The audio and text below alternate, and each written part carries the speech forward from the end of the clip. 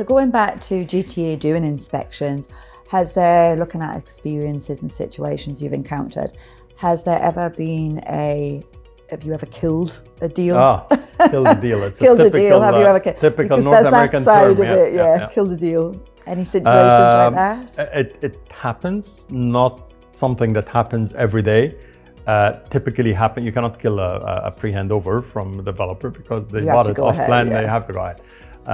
But I would say, just to put things in perspective, over the last probably 3 years, let's say if we inspected 350, rough figure, around between 300 and 500, I don't have the numbers in front of me, but let's say 300 resale properties. I would say less than 10 properties that we killed. We don't kill. We don't go. We don't give a recommendation. We give professional assessment of the condition and let them take. But I never go and tell the purchaser who's putting an offer on a property and brought us to inspect. No, say it's a bad idea because I don't know how much they got it for. Maybe it's a hell of a deal, But we give them an assessment and they decide. I think what I can remember from 10 to 15 properties that we killed it. Small amount because your report showed things that the buyer then got a bit. Most of the time, the report will show defects that it's repairable.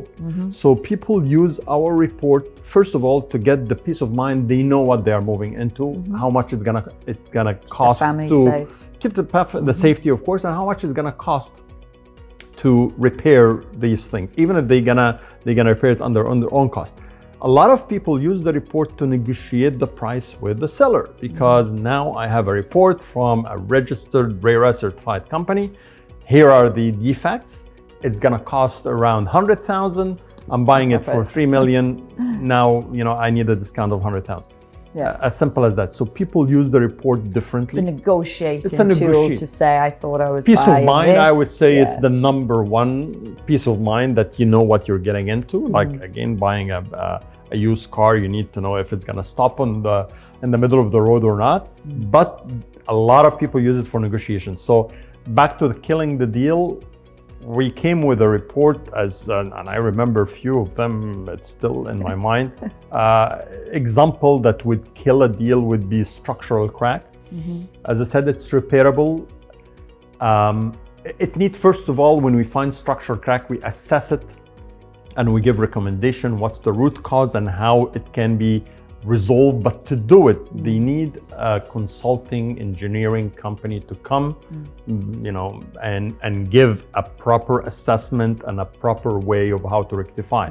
But the structural developers have a longer warranty period for structural. Exactly. Correct, in Dubai, it's absolutely. But again, beyond that, it's absolutely, and it's not. I wouldn't feel safe to get a property that I have a 2 centimeter wide crack in a structural element, in a column or in a beam. Yes, it can be injected. As I said, it's a lot of headache, and if it's a pre-handover, it's on the developer. They will do it.